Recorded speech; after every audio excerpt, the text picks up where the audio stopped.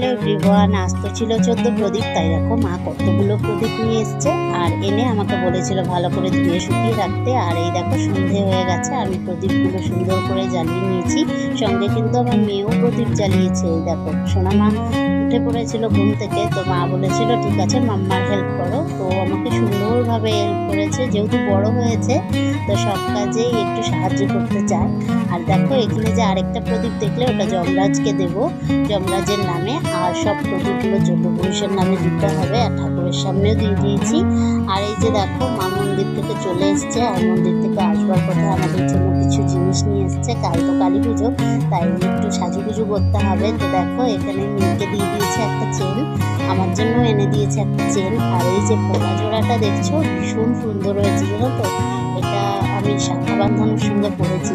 তোমরা তো সবাই জানো আমি কালকে ধানতেরাস উপলক্ষে একটা শাখা বাঁধানো নিয়েছি, তো ওটার সঙ্গে পরেছি। আর এই যে মালাটা মার জন্য এনেছে, ভীষণ সুন্দর লাগছিল মাকে।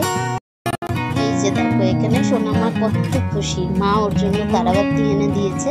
ও তো যেহেতু কালী পুজো তাই বোম ফাটানো হচ্ছে, তো এখনো তো ছোট আছে, তাই দেখো তারাবাতি এনে দিয়েছে, ও ধরিয়ে নিয়েছে। তারপরে ওর ফ্রেন্ডদেরকে ডেকে এনেছে যে ওদেরকেও তারাবাতি ধরানোর জন্য। তো দেখো আমার মেয়ে কিন্তু খুব জানো তো মনের দিক দিয়ে ভালো, সব কিছু শেয়ার করে। তো দেখো কি সুন্দর করে ওরা তারাবাতি জ্বালিয়ে মজা করছে, আনন্দ ফুর্তি করে। ও চলে গেছিলো ওর মামাইয়ের বাড়ি, কিছুক্ষণ থেকেছে। তারপরে আমি আর মা কিছুক্ষণ গল্প করলাম, তারপর রাতের খাবার বানিয়ে নিলাম।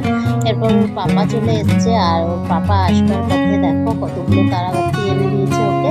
ভীষণ খুশি তারাবাতিগুলো পেয়ে। তারপর কিছু ফটোশ্যুট করে নিলাম আমরা। এই দেখো মার শরীরটা ভালো না, তাই দেখো মাকে জোর করে একটা ফটো তুলিয়েছি। আর এই যে মেয়ে আমার সাজুগুজু করেছে কিন্তু ফটো তুলবে না। আর এই যে আমার বর মশাই। তো ভিডিওটি ভালো লাগলে অবশ্যই লাইক করে দিও।